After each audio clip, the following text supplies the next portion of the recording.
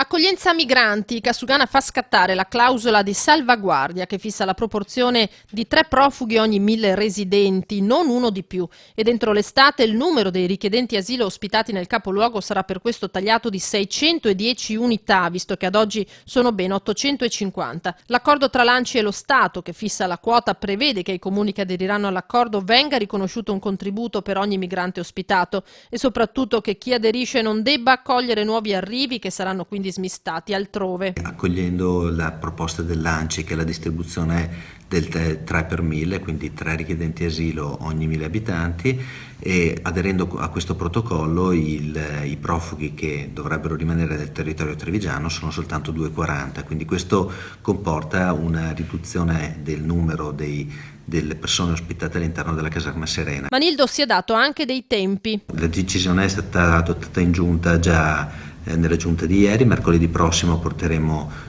tutti gli atti necessari per aderire allo SPRAR e contiamo nel giro di 3-4 mesi di essere pronti per partire e quindi poter opporre queste clausole di salvaguardia al Ministero. Provvedimenti blandi per il leader dell'opposizione Giancarlo Gentilini, che dal ministro dell'Interno Marco Minniti si aspettava ben altri provvedimenti. Io speravo che Minniti facesse questo provvedimento.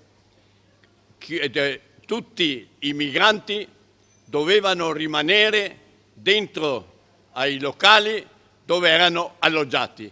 Allora si sarebbe evitato il sacrilegio nei confronti dei nostri cimiteri, si sarebbe evitato le aggressioni. Sono rimasto profondamente deluso dall'operato. Se io fossi stato Ministro dell'Interno avrei fatto questo provvedimento.